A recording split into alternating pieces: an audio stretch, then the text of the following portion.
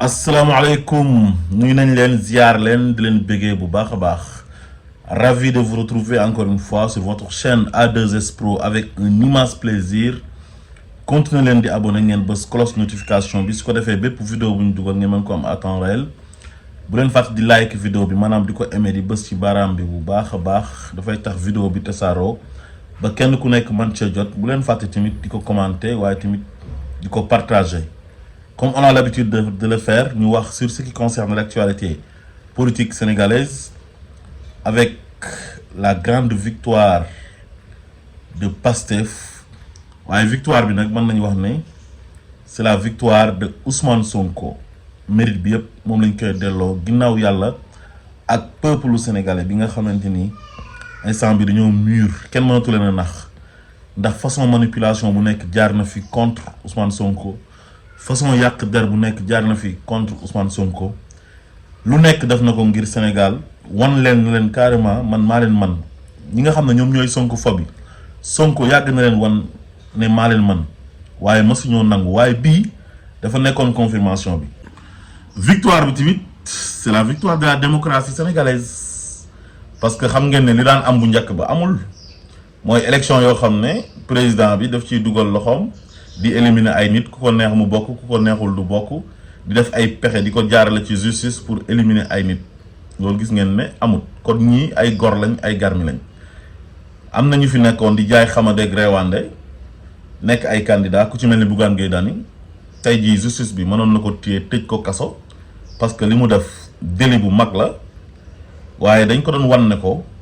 suñ la téye xagn na dang fi nek di victimiser wu bo amé défaite nan téye buñ la téye la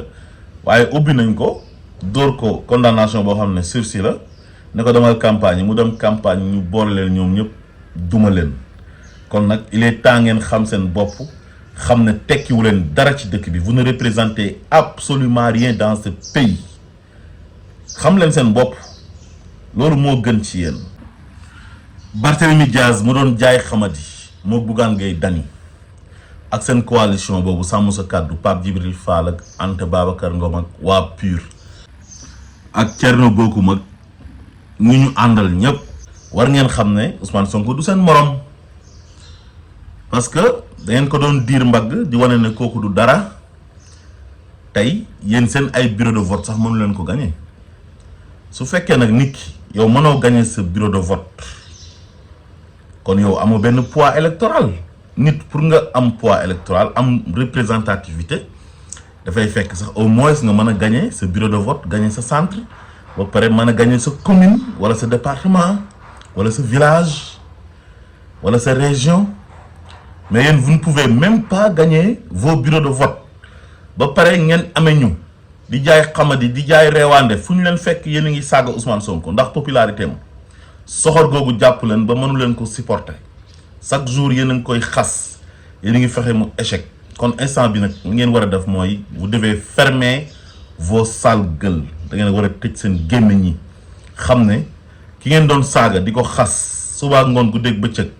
di ko diaboliser kooku la Sénégalais yi bëgg ñi nga xam ne nag ay hommes politiques lañ yoo xam ne amuñ courage pour jàkkaarloo Ousmane Sonko di yónni ay nit ci plateau télévisé yi ñuy yàq der di saaga di xaste di jël ay journalistes. ñu yoré sen plume di bind di saga Ousmane Sonko di xasté lolu nak da fay dak inshallah parce que li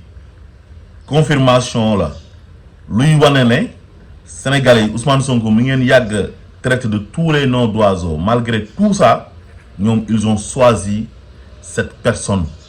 bi ngeen doon jëm traîner dans la boue diko saga suba ngone gu dégg bëccëg lu nek ngeen jiñ ko Sénégalais nak nénañ koku lañ bëgg kon nak saga yi nga xamante ni mom la les sonkophobes nekkee woon ci plateau télévisé yi ak yenn ci télévision en ligne lolu nak ma ngi lancer appel le ministre de l'Intérieur Jean-Baptiste Tine di lancer appel le ministre de la Justice il faut qu'ils prennent leurs responsabilités duñ fi nekk naan rupture ba suñu ay kilifa yi nga xam ne ñoom ñoo jiite réew mi ñu gis ay nit yoo xam ne tekkiwuñ dara. Il ne représente absolument rien dans ce pays. Au lieu que nous toog opposé wu normalement correctement mais cette opposition yëpp saaga la ak xaste loolu ñu ngi leen ci lancer appel li ngeen di bañ mooy bu ngeen fi jàppee ay nit ñu ne li Macky Sall doon def ngeen di def ñëpp xam nañ ne li Macky Sall doon def loolu dootu fi amati waaye dañ leen bëgg a dugal ci benn piège di leen wan loo ne yéen a oote rupture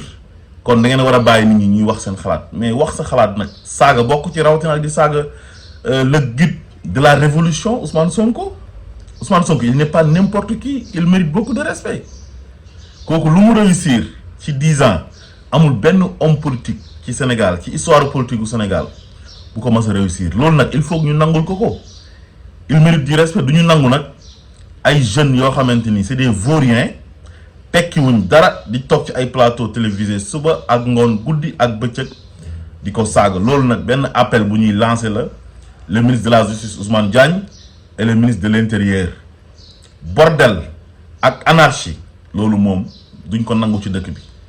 ku mu neex nag opposel indil si ay argument lu Ousmane Sonko def su baaxee sax nel ànduma ci bu la neexee yaa moom sa bopp lu Diomaye def bu baaxee bu la neexee nel ànduma ci nel ñoom ñoo fi gën a nul xamuñ dara amuñ xam-xam mënuñoo yore réew mi waaye nag ay saaga ay vie privée loolu nag il faut que ça cesse am na leneen loo xamante ni tamit wane na Ousmane Sonko du seen morom mooy élection locale yi nga xam ne moo amoon janvier 2022 ak élection législative yi amoon juillet 2022 sous la bannière de Yewwi Askan Wi ñëpp kon xam nañ ne Ousmane Sonko moom moo nekkoon locomotive wu coalition boobu parce que daf leen a campagnal ngeen nekk ay maire kenn ku ci nekk bëggoon nga mu dem sa localité campagnal la pour waa localité ba fal la Aba Mbaye sax moom waxoon na ko ci jamono jooju donte dem na ba mu yàgg muy jaay ñàkk ngor di wane ne Ousmane Sonko falu ko mais waxoon na Ousmane Sonko ci élection législative yi bu fa Ousmane Sonko ñëwee ba mu gagné ba nekk député mu ne ko boo ñëwoon ci élection locale yi ku noonu man maay nekk maire yaa ma xañ sama poste maire bi léegi nag ñoom ñëpp bi ñu amee ay maire ñoom parti bokkoon ci coalition Yewwi Askan Wi am ay député ci barke président Ousmane Sonko après dañ kaa jàmbu dam lëkkaloog seen noon bi Macky Sall ak noonu Ousmane Sonko bi bëggoon a tër Ousmane Sonko rendi ko ñu génnee paaka jox ko na ko am rayal Ousmane Sonko ba pare nag teg ci naan Ousmane Sonko falu leen askan wi ñoo leen fal ki nekk maire de Dakar nii di Barthélémy Dias nga xam ne dafa xamadi réew fu mu toog loolu lay wax donc kon yéen amoon ngeen ay maire ci élection locale yu 2022 am ay député ci élection législative yu 2022 taxawu amoon na 14 députés si je ne me trompe pas waa PUR amoon nañ 11 am ñeneen ñoo xamante ni amoon nañ ay député waaye léegi lu tax député yooyu yéen amaatu leen ko ci élection bi fu mu nekk ni coalition Sàmm Sa Kàddu boo moytuwul elle va se retrouver avec 3 sièges waaw léegi 3 députés su ngeen ko amee waa PUR kon benn député la ñuy am mooy Cheikh Youm te pourtant élection législative yi 2022 yi ngeen doon wax ne Ousmane Sonko falu leen boobu PUR amoon na 11 députés taxaw Barthélémy Dias xaw ma ndax fa la nekk ba léegi am déet am na ñuy wax ne mouvement boppam la demee dem créer ci Sàmm Sa Kàddu waa léegi su fekkee ne yéen a faloon seen bopp yéen wala waa Ndakaaru ñoo leen faloon waa léegi lan moo tax cette fois-ci ngeen nar a am benn député parce que Barthélémy Dias mooy tête de liste bi Anta Babacar Ngom leader la bu jigéen te dañuy respecter parité bi moom mooy deuxième Cheikh Youm PUR la bokk kon léegi taxawu dafay jógee ko ci 14 députés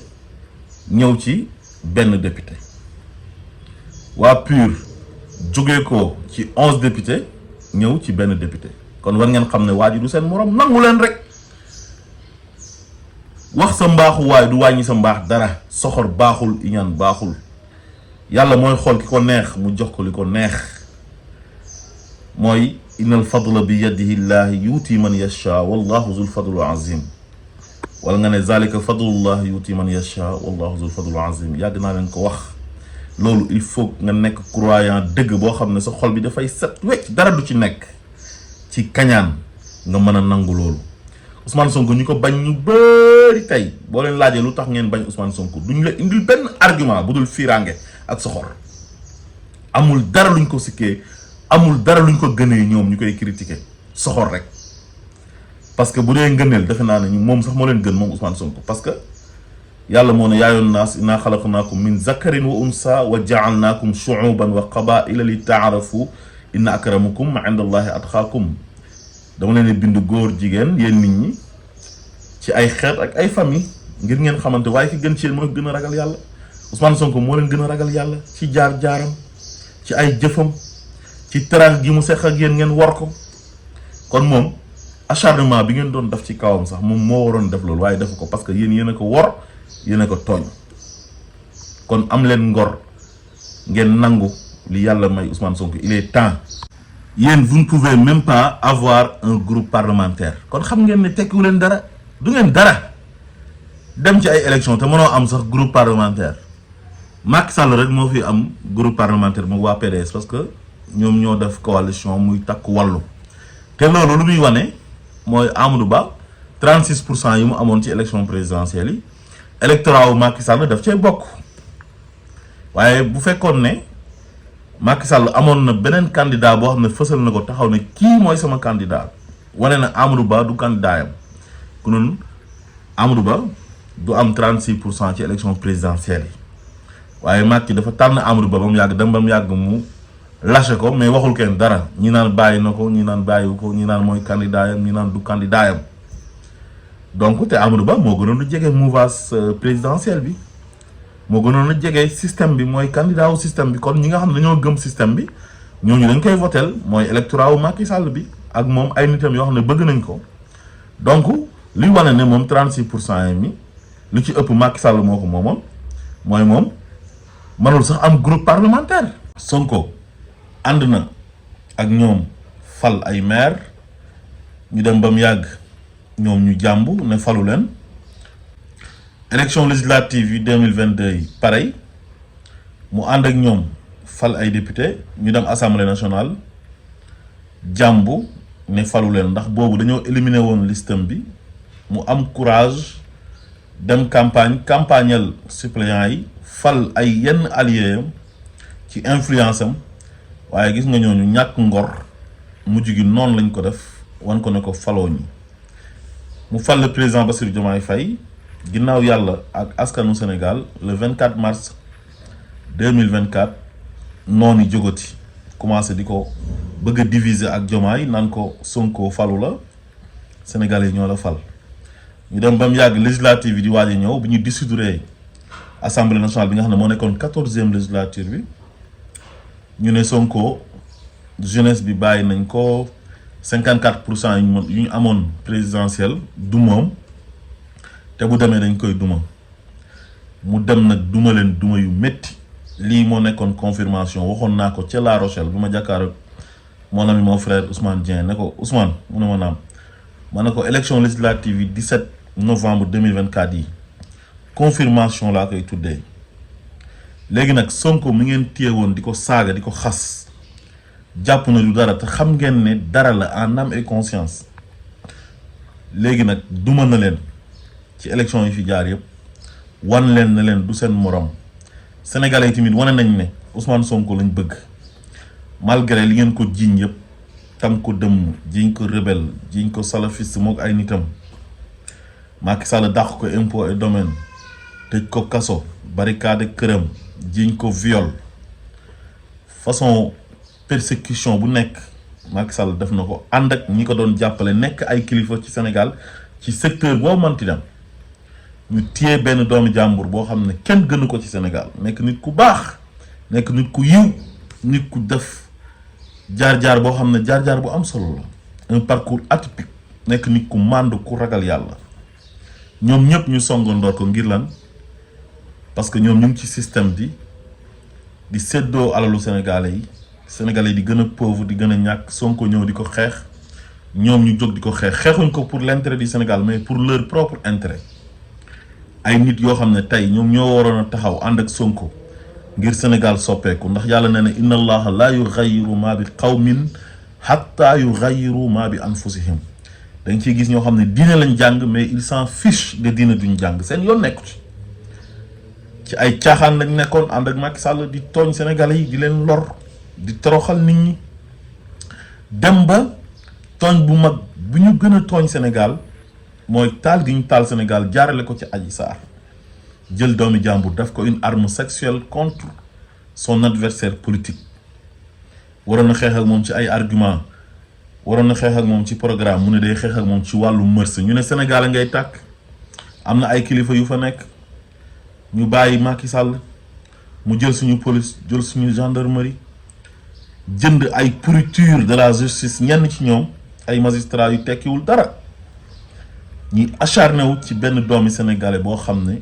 kenn gënu kaa baax ci Sénégal amul kenn ku ko gën a ragal yàlla ci réew mi amul kenn ku ko gën a nekk patriote il a fait des sacrifices pour son pays parce que bu doon keneen li mu daj yëpp ku noonu lâché na bu yàgg bàyyi na waaye dafa xeex ak ñoom ba ñu éliminer ko ci ay tooñ ñëpp noppi di seetaan au contraire sax am na ñoo xam ne nee nañ ñoom dañoo jàng diine am ñeneen ñu nekk ci yeneen secteur au lieu que ñu jàppale ki nga xam ne moom la ñuy tooñ waaye ki doon tooñ lañ dem sax di ko soutenir ne ko gën a la tooñ muy rey suñu ay doom di jàpp suñu ay doom di tëj ku takk bracelet mu tëj la il était allé trop loin Macky Sall taal boobu mu taal dëkk bi am ñu ko seetaan ñoo xam ne ñoo waroon tirer la sonnette d'alarme nga xam ne ñoo waroon nekk régulateurs sociaux seetaan ko ba mu taal dëkk bi ci loo xamante ni lu ñàkk fayda la même lu ñuy jiiñ Ousmane Sonko su fekkoon Ousmane Sonko moo ko defoon waroon nañoo sàmm réew mi ba bu la ëpp ci peuple bi jógee ne dañuy taal dëkk bi bu ñu arrêté Ousmane Sonko dëkk bi warta tàkk waaye amuñu woon président dañoo amoon benn nit ku bon ku yées ku xaraam koo xam ne taal gi mu taal Sénégal ba suñu ay doom dee ñu lakk ci ay station jàmbur ay këru jàmbur mu am ay dégâts collatéraux ay nit am ci ay gaañu nga xam ne laago la ñuy nekk ba ñuy sàngoo suuf dañuy nekk handicapé à vie Macky Sall boobu intérêt personnel am loolu yëpp ça tourné autour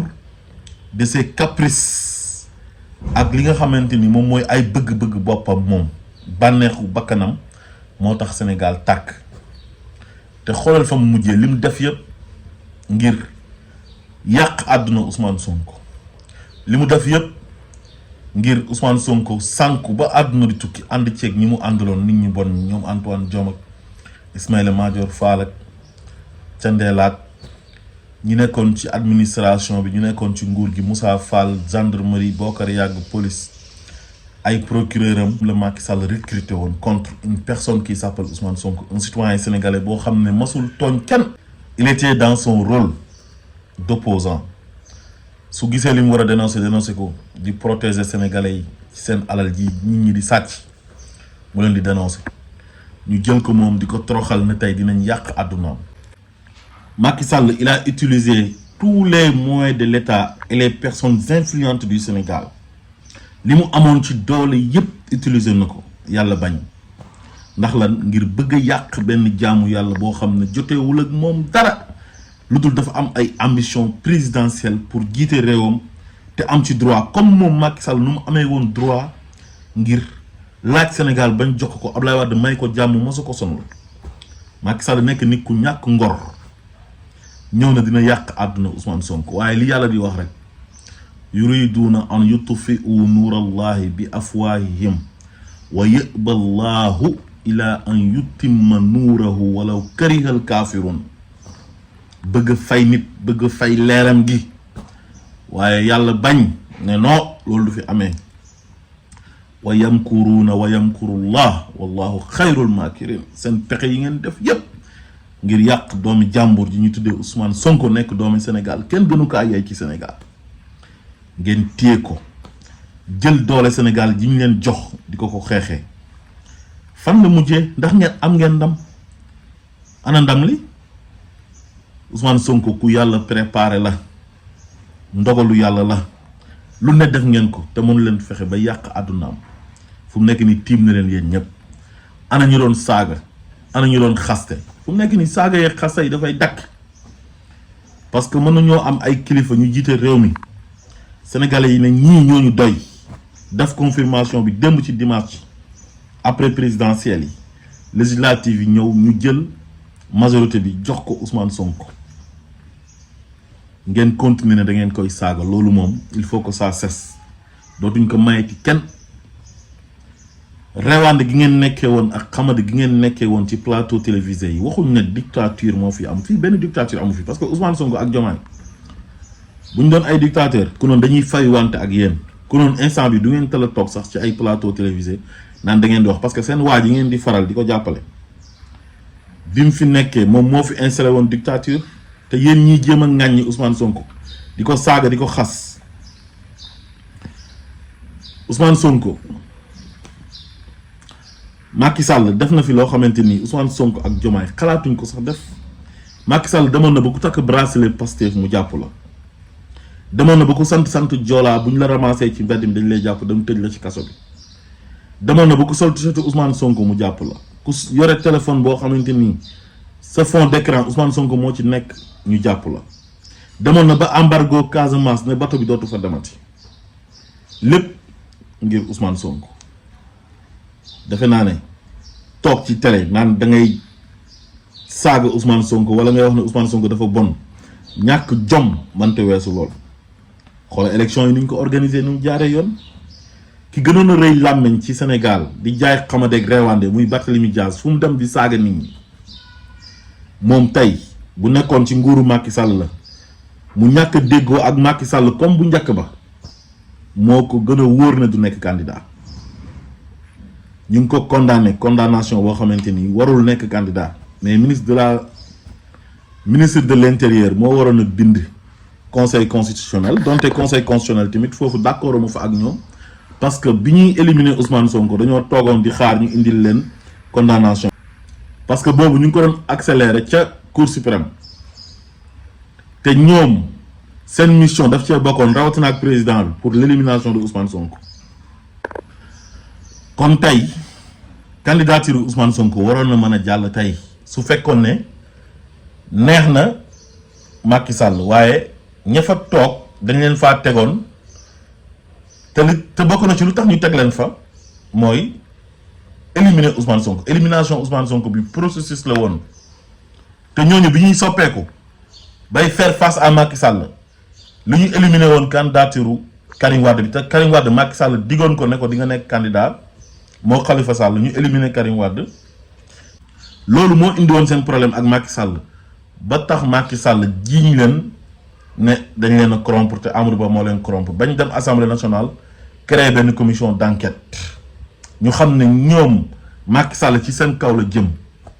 ñu xam ne askan wi jóg nañ te pare nañ pour dem élection bëgg nañ élection famu gi ñu famu seen élection yi d'accorduñ ci ba ñetti nit deewoon ci léegi nag ci lañ amee fit nag jàmbu Macky Sall jàkkaarloog moom mais seen mission pour éliminer Ousmane Sonko la woon ak képp ku tax ci Ousmane Sonko waaye à la dernière minute lañ soppeeku moo tax man bokkuma ci nit ñi leen di tagg parce que élimination Ousmane Sonko ci élection présidentielle yi tooñ la dañoo tooñ sénégalais yi waaw léegi Barthélemy Dias lu tax ñu condamné ko ñoom ñu naan ay ministre bi moo waroon a bind ak ay ki nga xam ne moo def réclamation bi war a ko woon a def ak yooyu noonu loolu ay wax la rek bu doon temps Macky Sall bëgg ñu éliminer Barthélemy Dias billaahi dañ koy éliminer Macky Sall bi mu fi nekkee képp koo xam ne bëgg na nga bañ a bokk ci élection yi doo bokk ci élection yi te yàgg na ko def mais loolu gisu leen ko ci rajo Pastef bu ñu ñëwee élection yi dafa jaar yoon ay DGE indiwuñ fi benn problème naan dañuy éliminer ay nit mais DGE bu Macky Sall bu ca ndel la nekkoon mais Macky da koy jox ay instruction ak Antoine Diome mu bon moom noonu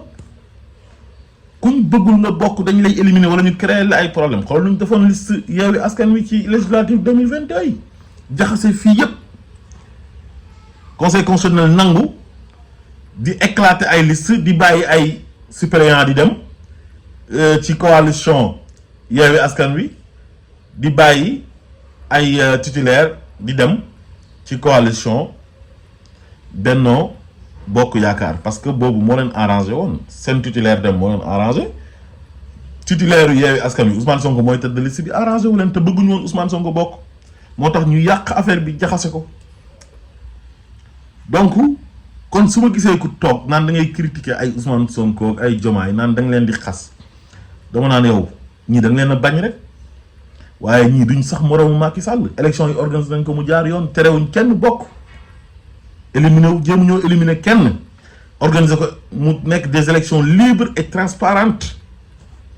Ousmane Sonko loolu la bëggoon ci élection libre et transparente yow ci la leen duma yi métti temps yi Antoine Diome ak Macky Sall mais administration territoriale bi sax dañ leen doon utiliser contre l'opposition di jël ay préfet di leen éliminer loo ay candidats ci élection locale yi ak ay gouverneur yooyu yëpp gis nañ ko fi mais yooyu yëpp jeex na fi donc kon ñu ngi remercier bu baax a baax le ministre de l'intérieur Jean-Baptiste Tine organisation bi jaar na yoon macha allah ñu ngi remercier peuple sénégalais bi nga xamante ni wane nañ seen maturité encore une fois wane nañ ne Ousmane Sonko la ñu bëgg ba bi mu leen joxoñee le président Bassirou Diomaye Faye fal nañ ko ñu ñëwaat ci élection législative anticipée yi ñu confirmer te am nañ yaakaar ne pourcentage bi ñuy xaar ci résultat définitif yi mooy ëpp pourcentage bi amoon ci élection présidentielle yi léegi nag yéen ñi nga xamante ni yéen waxoon ne nangul leen Ousmane Sonko lu mu def ngeen xapp ci suuf ngeen xam ne kii yàlla may na ko ngeen ne du ngeen nangu li ko yàlla may cette fois-ci di ngeen tëj seen gémmiñ ñi xanaa su ngeen amee jom parce que seen manipulation yi jàllul lu nekk def ngeen ko wax ju nekk wax ngeen ko sénégalais yi faalewu leen yàq ngeen fi der saaga fi xaste sénégalais yi faalewuñu leen ana waa sàmm sa kaldu comme ni ko président Ousmane Sonko waxee woon nga xam ne yow da ngay dem assemblée nationale nga créer sa liste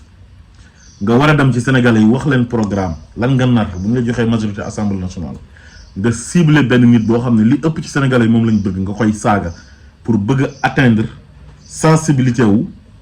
ñi nga xam ne ñoom ñoo ko bëgg ses partisans et ses sympathisants loolu moo tax sénégalais yi jéppi leen ba sanctionné leen kon war ngeen xam ne vous ne représentez absolument rien dans ce pays war ngeen sukk jébbalu def ni Balxiis defoon la reine de Saba mook Souleymane inni zalamtu nafsi wa aslamtu maa Souleymane lillahi rabbil alamin loolu rek ngeen war a def ngeen noppalu ngeen respecter sénégalais yi ci seen choix il faut respecter le choix des sénégalais qui est la volonté populaire gannaaw la volonté divine comme vous êtes des croyants te ngeen respecter nit ñi may leen jàmm ngeen may Ousmane Sonko jàmm bàyyi ko mu liggéey may le président Bassirou Diomaye Faye jàmm mu liggéey te xam ne sénégalais yi nga xam ne ñoo leen doon départager nañ leen wan leen na leen yéen seen wax yi ngeen doon wax faalewuñu leen seen saaga yi ngeen doon saaga faalewuñu leen seen yàq dar yi ngeen nekkee woon faalewuñu leen li ngeen wax ci Ousmane Sonko yépp ñun lijjantiwuñ ko ñun moom lañ bëgg su ngeen amee jom nekk ay gor di ngeen tëj seen gémmiñ ñi yéen ñi nekk ci plateau télévisé yi di xaste di saaga nekk ay éléments wu yenn politiciens yoo xamante ni dañoo ragal a jàkkaar ak Ousmane Sonko di leen yónni ci plateau télévisé yi ngeen di fen di sos di kàcc di yàq der am leen kersa ngeen dem toog seen kër ngeen noppalu tëj seen gémmiñ ñi ngeen respecter les sénégalais le choix des sénégalais il faut les respecter le choix des sénégalais il faut le respecter voilà jeex na tàkk voilà ñu ngi gërëm ñëpp di sant ñëpp di leen jox rendez-vous ci résultat définitif yi incha allah di xaar nag score bu nganda jaa ngeen jëf